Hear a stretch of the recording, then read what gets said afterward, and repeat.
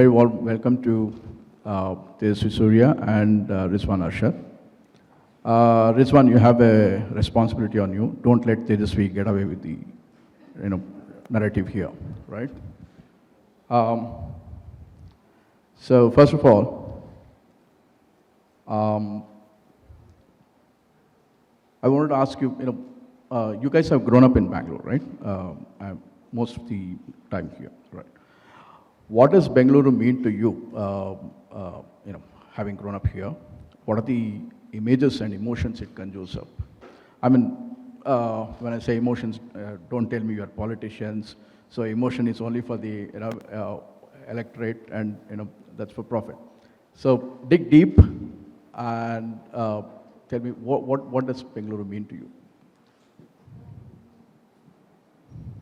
It's a very simple question, but a very complicated way you have put it across.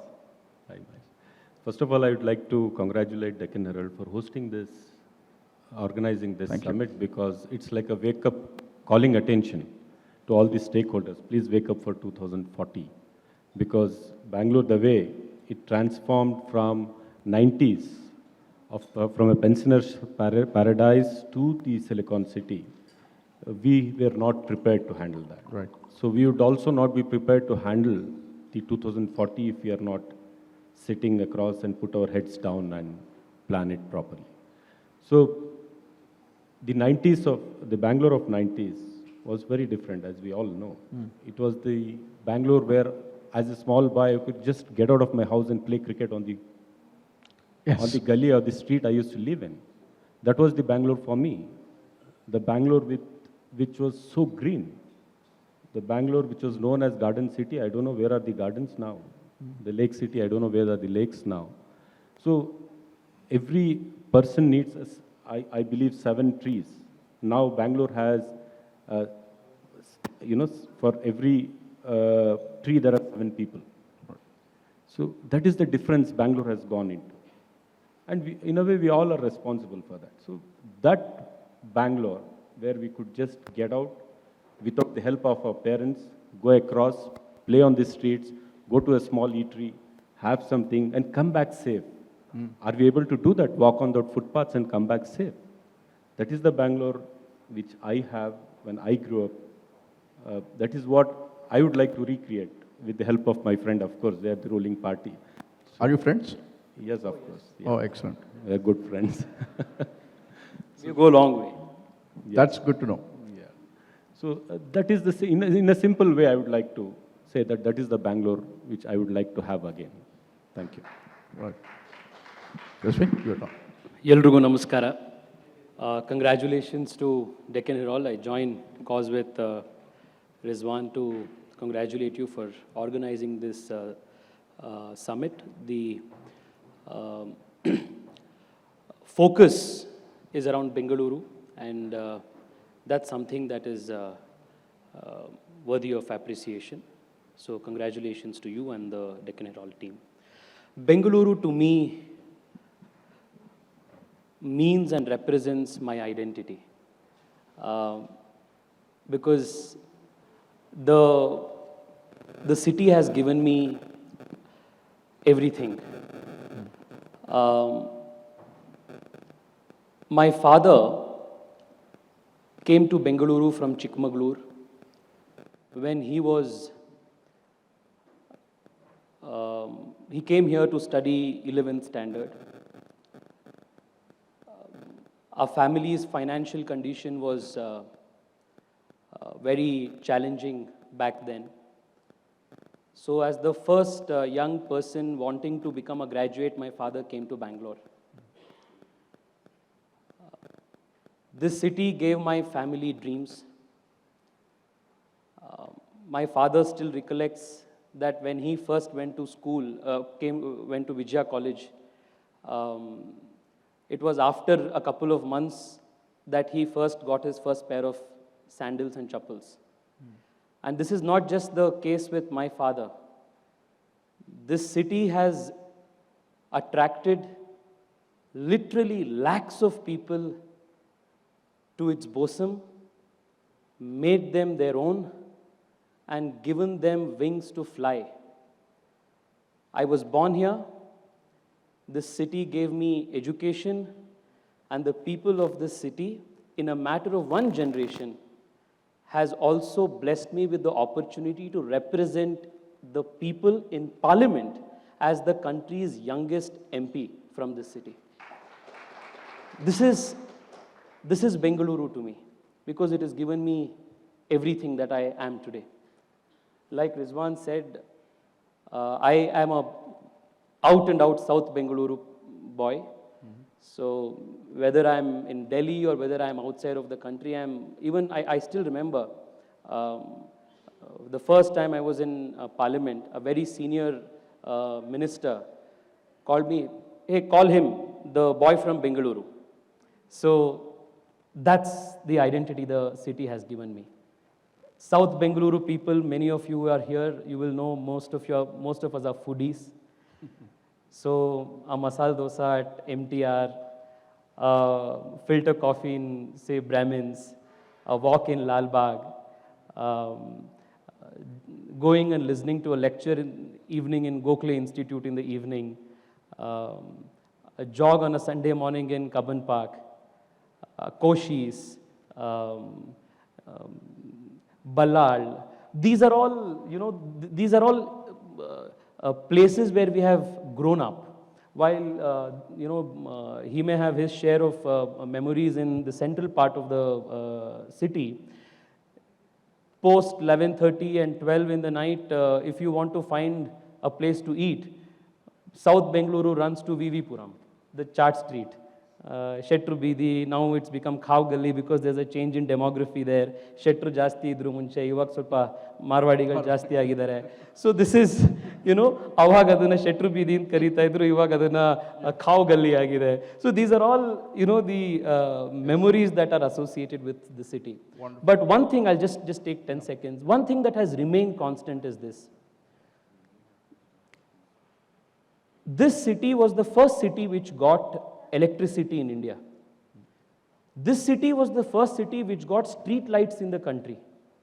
So we have always been not one but multiple steps ahead of the country in accepting innovation, throwing ourselves open to new change, and that remains the fundamental spirit of Bengaluru, because that is what has made the city the startup capital of the country today. And the spirit of oneness, the spirit of taking everybody along together, the spirit, the great cosmopolitanism that is there in the city, is the reason why, if you ask 10 graduates as to which city do you want to go, which city you prefer to settle, which city you prefer to work, 9 will choose my city, Bengaluru. Absolutely. This is the only city in the world where masala dosa and machine learning go hand in hand together. Great. Excellent. But I need to challenge you on one thing. If you are Jayanagar boy, I am Baswangudi boy. So I am more Bangalorean than you are. Oh, yes. Anyway, yeah, so as you said, as both of you said, this is a city where anybody can live, right? Sort of inequality that used to be, that has become the state of affairs was not there in the 80s, 90s, 2000s.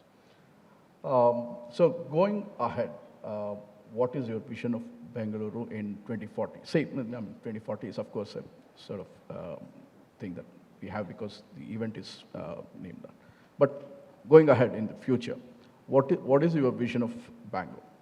How will this city evolve as per your vision? See, the World Economic Forum says that Bangalore is one of the fastest developing city in the world.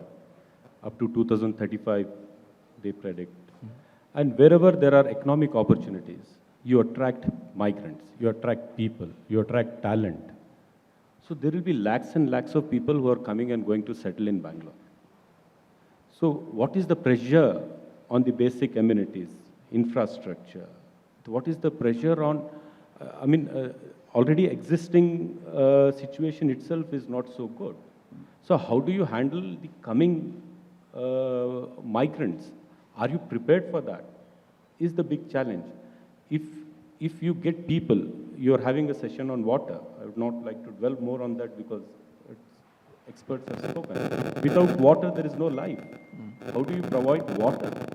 So we are already, we have a deficit of 400 MLD. What will be with 2040? How do you do that?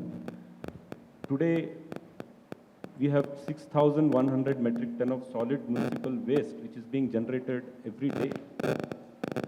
We are not able to treat everything. Only the 53% of waste is treated, only 33% is segregated. How much waste are you going to generate in next 20 years? Are you prepared to handle that waste? Are you prepared to provide water to them? Are you prepared to, provide that clean environment to them? Are you prepared to provide housing? Okay. So if time is too short if it is 20 years from now, and we need to prepare it for now. I mean, whatever our political ideologies, business we have, keeping that aside, Bangalore needs a lot of attention, a lot of commitment, and there is a lot of policy to be discussed. Like, no offense to Gaurav Gupta Sahab, the Chief Commissioner of BBMP.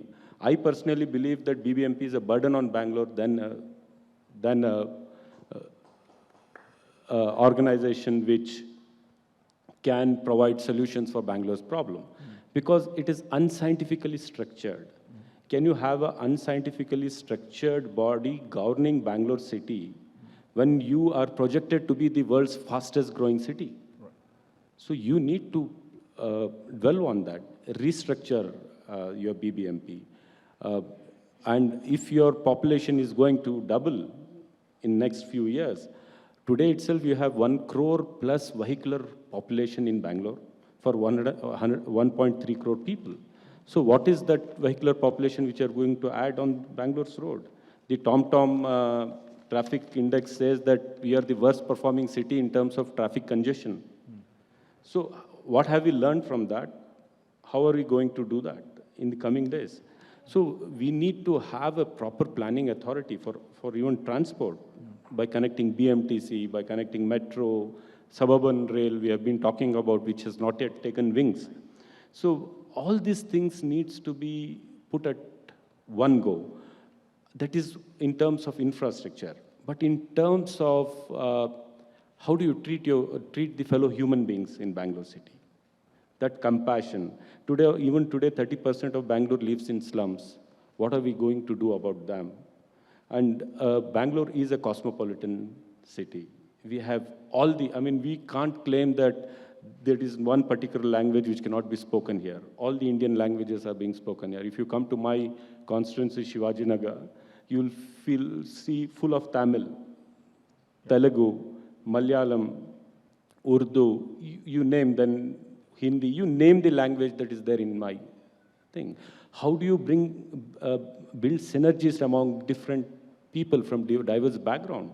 Ultimately, you create this infrastructure, you create this world-class city for what? To have peace and harmony. So all the aspects needs to be worked on and by all the stakeholders, and I'm sure in coming days, we'll have those people who are really committed to Bangalore and start preparing for that. Thank you. So yeah, your turn. Any city, any state grows because of the kind of institutions we set up. If Bengaluru today is a tech capital, a startup capital, it's attracting large amount of educational talent, it's because the foundations for the city to become what it is today was laid almost a century earlier, primarily by the Mysore Maharajas. You look at the history of Bengaluru. Education. The Central College, UVC, the Agricultural University in Hebbal, Indian Institute of Science. All of these were institutions that were created during the Mysore Maharaja period. Look at institutions of public culture and art. Puttana Shetty Sabha Bhavanam Town Hall, it was created then. Mythic Society, Town Hall, Bowring Institute, City Institute, all of these places, the golf course, these institutions were also created during the Maharaja. Financial institutions like the Mysore Bank was set up during that time. Water, Rizwan was mentioning. The Tippagondanahalli irrigation project, the Hesargatta irrigation project, this again goes back that time. Public health, KC General Hospital, Victoria Hospital, Bowring Hospital, Minto Hospital, Vandi Villas Maternity Hospital. You name the big landmark institution in Bengaluru, it all dates back to a few hundred years because the Diwans of the time, the Mysore Maharajas had the foresight, the vision to establish these institutions. As a result of that, the city has been able to produce a great level of human capital upon which we are now, the benefits of which we are reaping today. What we now need to do is to create institutions of a similar nature for Bengaluru of the next 25 years, the next 30 years. And for that, I think we need to work on three fundamental things. One, I agree with Rizwan when he said the BBMP is more of a burden on the city than a boon in its present avatar. The parastatals that operate in the city, the BBMP, BWSSB, BDA, BMTC, all of these, they do not talk to each other. And even the draft new bill that is there, I know this, I'm coming from the ruling party, but I'm still saying this because this is good for the city. Even the new draft bill is, in my opinion, inadequate to take care of all the needs of the city. Therefore, we need to come up with an administrative surgery, an administrative structure where there is coordination between various parastatals that are taking care of the society, care of the city, A. Two, who is thinking for Bangalore today? I want to know which organization we have created in the city under the aegis of the government, which is thinking for the city. We have people like Naresh Narasimhan, and these are exceptions, there are individual efforts that are happening. But who is thinking of the next 25, 30 years of the city? Transport for Bengaluru, irrigation, for water for Bengaluru. I think there needs to be a very important institution that needs to be created, whether it is, the state government takes the lead, the city agencies take the lead, which is insulated from political pressures. Because the nature of the political game is such that it forces you to be myopic, it forces you to think election to election. But here we are thinking of Bengaluru 2040, we are talking about Bengaluru 2047. So I think we need to create an institution that thinks for Bengaluru, that plans for Bengaluru, and which will involve such large talent that is there in Bengaluru. We have the best architects, we have the best urban planners, we have the best tech talent in the country. All of these can come together to create what can ideally be a world-class masterpiece 21st century global city. So I think that institution for thinking is necessary. Third, and most importantly, I think we need to start involving the general public in making Bengaluru, in creating the narrative for Bengaluru's tomorrow. I somewhere feel that the politics of today in the city has because of so many reasons, it is not involving the common stakeholder, the common Bengaluru citizen in the growth, the narrative, the journey of the city. So the most common Bengaluru citizen must be made a part, must be made an active stakeholder in the narrative, the political, socio-narrative of building the city. I think these are the broad things that we must do. A legislative, administrative framework, which will bring in more cohesion, more coordination between the parastatals. That will, of course, involve revisiting the way BBMP is. Even before I came here, I was talking to Gaurav Gupta ji. The E.G. Pura flyover project that is in my constituency is pending from the last 5-6 years. And it's a flyover that is 2.5 kilometers long. If we take 5 years to build a 2.5 kilometers flyover and we call ourselves a global city, you know, that is something that we need to rethink about. So an institution to think for the city and making everybody stakeholders in this movement of building the city. So can we expect Tejasvi Surya, Rizwan Arshad jointly sponsored legislative framework for Bangalore? You know, this is a common practice in the US. A Republican and a Democrat senator come together and come up with important legislation, and that gets named after them. That's a great practice to actually do that. I mean, our legislators don't do so much of legislating, but why don't we start with you guys? No, well, see, there are two things. You know, I agree with you in principle that, and broadly, I think on these issues, we are all on the same page. Yeah, absolutely. Right? Yeah. Of course, you know, it is practically difficult because we are in two different, you know, institutions of legislation making. But broadly, I think I agree that at least on quote unquote secular issues, like the city's infrastructure, the city's water problems. On these issues, I think there can be a great amount of, you know, understanding and cooperation, and I think I would be more than happy to. And I don't think that's what I meant when I came to the third point, that it should not just be a Rizwan Tejasvi initiative also. It must be an initiative of the people of Bengaluru. So every citizen must start feeling that this is how we must involve ourselves in crafting the narrative for Bengaluru. Rizwan? It's good that you know, very candidly he has spoken about the bill which was passed, where it is not taking care of the necessities of Bangalore. It has been coming from a ruling party. Openly admitting it is a bold thing. We should appreciate Tejasvi.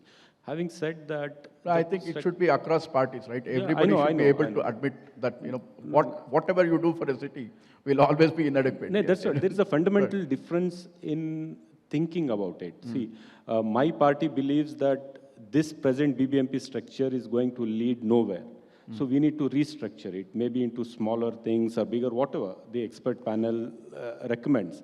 So their party has a slightly different view on that. So, but the process of building Bangalore... So how would you restructure, you know, Bangalore's local city governance? Let's you know, both of you can come up with ideas. See, there has been various committees which have studied this.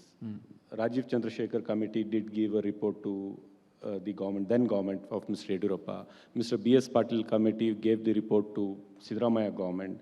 So I have gone through a little on B.S. Patil committee where they have said that Bangalore needs to be restructured. The BBMP as a whole, one Mr. Gaurav Gupta cannot go around 800 square kilometer and understand the issue. Bangalore is not one word or one city. It's different towns within the city. If you go to East Bengaluru, the issues are very different than the South Bengaluru. You know, if you go to Mahadevpura, the issues are very different from, for say, if you come to Yeshwantpura. So there has been very different issues to be tackled. And one mayor, one Bangalore BBMP commissioner cannot do this. You need to restructure in whatever format they want. But whenever you restructure, you need to open the platform for various stakeholders to come and give their feedback. Bangalore has excellent civic people with civic sense, people with civic activism. And there are, as Tejasvi said, that there are best engineers, best urban planners, architects, best transport people who know transport industry, how to solve those issues. There are people, but the government system is very closed. It's not open to the people. You know, when I'm trying to work something in my constituency, not in a way conventionally how the government functions, there is a lot of resistance. But at the same time, I have got help from also Mr. Gaurav Gupta. I should acknowledge not to criticize too much of BBMP. But there is resistance. The way we think, government thinks in a particular way, government functions in a particular way. They don't want to open it much to the people. And at the same time, I think there has to be new generation of people thinking for Bangalore, particularly the stakeholders. As you said, who has to think? It is we who have to think, because we have been elected to think. We have been elected to deliver. So we need to create a new culture. I think we all across the party line sit and deliberate on Bangalore. And we have also failed to do so. We many of times So stick the- to our party lines. Sorry, go ahead. So the proof of the pudding of working across parties will come very soon when the BBMP elections are held, right? So, as representatives of two opposing parties, what do you think should be the agenda for this election in the BBMP election until you come up with a big change of the structure? What will be that agenda for this election that will take you towards the Bengaluru of the future? See, BBMP, local self-government is very important because that is the first point of contact for people for any small, big grievance. They could probably not reach an MLA or an MP for every small issue. So you need local self-government. But how are we structuring that local self-government is an issue. If the structure is so unscientific, they won't be able to deliver. If the structure is not decentralized, if you don't empower your ward committee, if you don't bring the services people want up to your ward, you can't expect people to go to their BBMP head office somewhere located for every small big thing, So you need to decentralize it, you need to de-empower it, you need to restructure the whole thing. And the basics, there are certain basics for a city, like all your stormwater drains should be in perfect shape, otherwise you get flooded during rainy season. Your waste should be treated, processed properly. Your wastewater should be treated properly. Your environmental things should be taken care of. There are certain basics for a city to sustain. I'm afraid that Bangalore needs much more to do. We are doing it. Like we are, I think, the second city in the country after Bombay to treat our wastewater. We treat around 79% of our wastewater, if I'm not wrong. So we have done, but it's not enough for the coming days. So there are certain basic things which you need to do and certain administrative things which you need to do.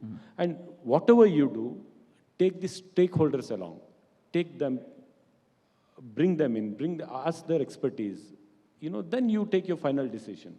So that kind of, legislative system we need to bring in Bangalore.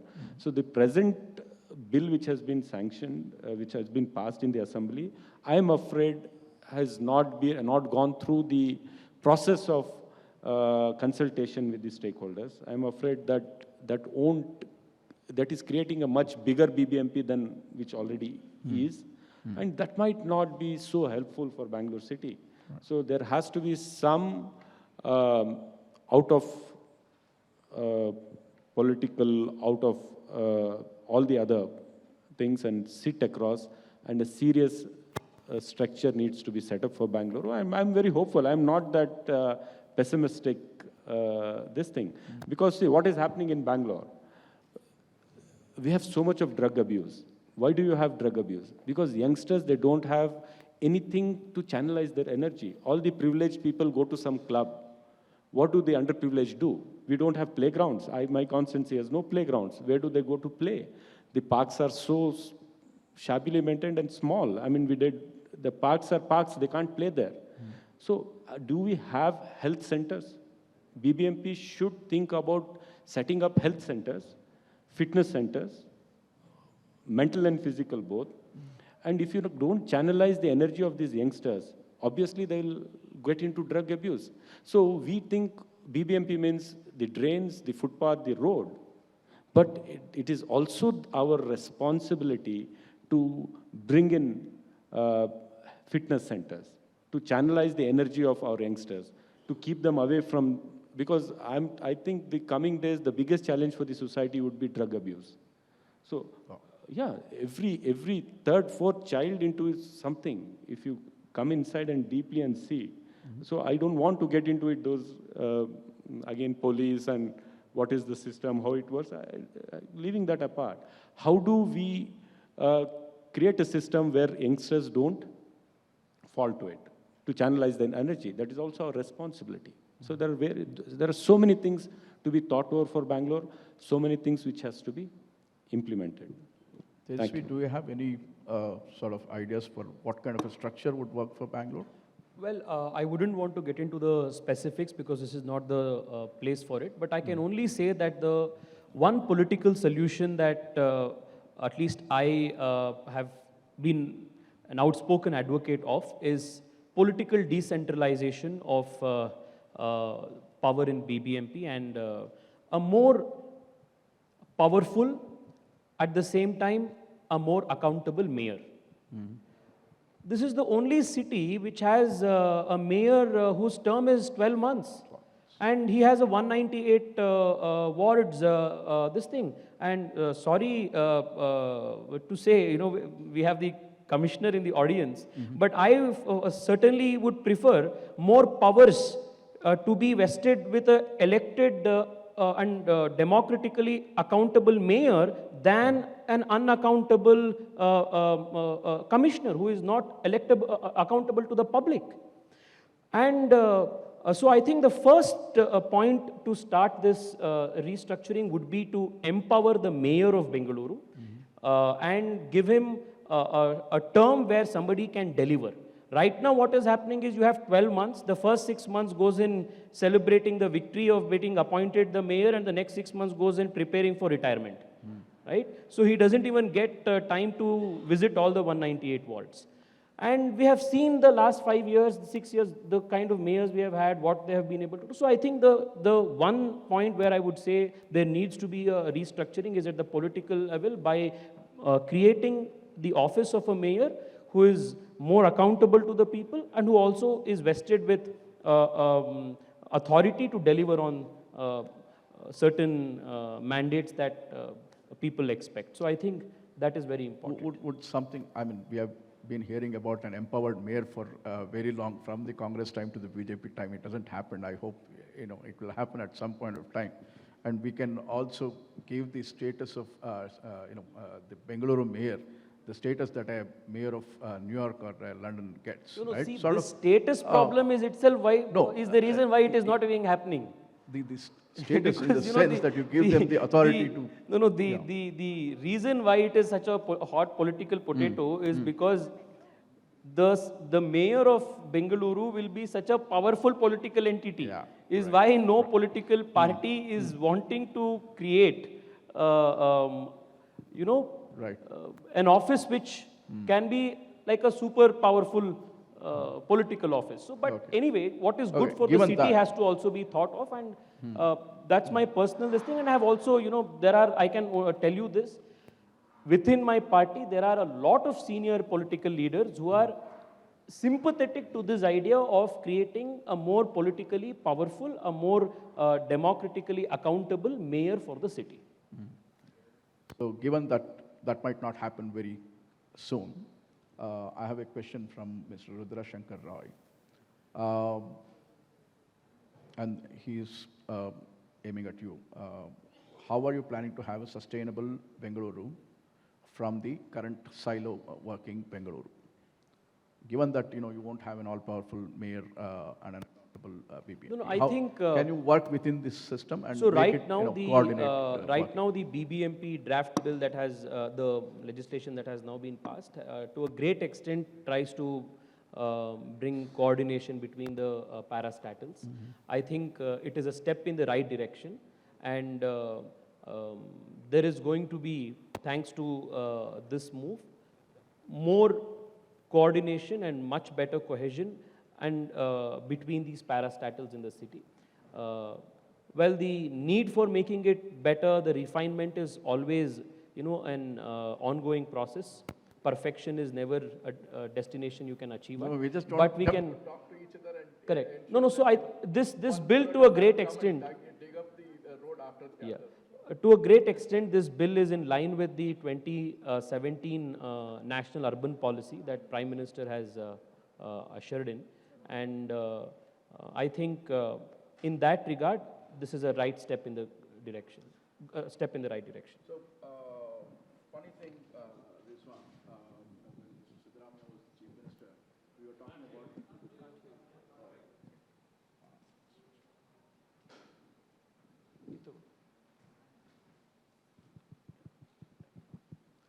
When Mr. Siddaramaiah was the chief minister, we were talking about bifurcating or trifurcating BBMP, right?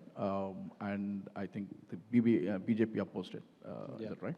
So now we are talking about Delhi, where there is already a trifurcated MCD system, but now They want to government remerge. has said we'll merge all of them together and then hold the election, right? So is that still an idea that we can work about? During Congress time, there was a committee, B.S. Patil committee, which went around Delhi, Bombay, different cities, studied international studies, and they also studied why Delhi model of trifurcation failed. So how they have trifurcated Delhi into making two corporations into poorer corporations and one into a rich corporation, how they could not divide the finances properly. So here it was a three-tier system. Here it was a metropolitan authority headed by the chief minister himself of Bangalore city, with three smaller corporations, with powerful mayors with their term up to 5 years, or up to 2.5 or 5 years, whatever the government would decide. And it was, in a way, properly distributing the finances, not to make one corporation poor or one corporation rich. So Delhi was a model. Maybe it was the first time where they didn't thought over all that. So Bangalore, when it can go ahead and make administrative changes, then we have so many models, a failed model, a model which works. So we can adopt a different model. But this new bill which was passed in Karnataka legislature, I feel it was a missed opportunity for Bangalore. We could have made it a robust bill to govern Bangalore. We could have done it. And I'm afraid, as a legislator who deals every day with the people issue and Bangalore's development, I'm afraid that is not going to help us in any way to take this city ahead. Well, let's hope you two can work together on that and probably improve that bill, or come up with a completely new one. But both of you talked about the cosmopolitan nature of Bangalore, and that's something that's in the air, right? We don't even worry about it, think about it. But going forward, given that we are moving towards polarized societies in multiple ways, inequality, economic inequality, and religious polarization, caste polarization. Thankfully, Bangalore hasn't had much of that. But how do you preserve and build on what is already there to ensure that this remains a global city? See, I think the uniform distribution of resources and taking development to every nook and corner of Bangalore city, irrespective of who resides there. As the citizens of Bangalore, they need the best treatment possible. And if we try and correct their anomalies, like for example, Eastern Bangalore is not as developed as Southern Bangalore. It's a reality. So there needs to be great thrust for the region which is not as developed as the other region. So we can definitely do that. And another thing is, Bangalore is too cosmopolitan for any of the frictions. It's too cosmopolitan, different linguistic minorities, religious minorities, majority community. You take any of the communities, they're all there. But having said that, it is also a fact that people from certain sections of the society reside in underprivileged areas. It's a fact. So the government has a social responsibility to handhold those communities which are underprivileged, which are living in much worse conditions than others, or much bad condition than others. So I feel the governments should now be more humane, not look Bangalore as just a city, a materialistic city, but also where the human beings live. So that is where we need to take this city towards. I broadly, agree with what he said. I specifically think it is the primary duty of every government to work for the poorest and the weakest in the society.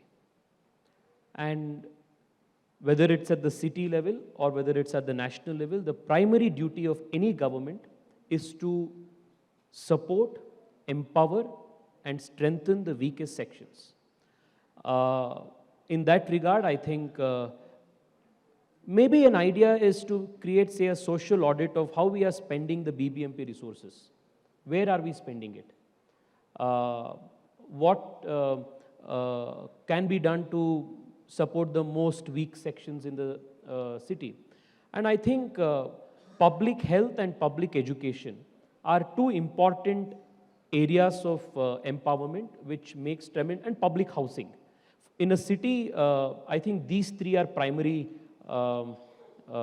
drivers of creating good life for even the weakest. So I think maybe we need to spend more energy, resources, focus, and political will on public housing, public education, and public health.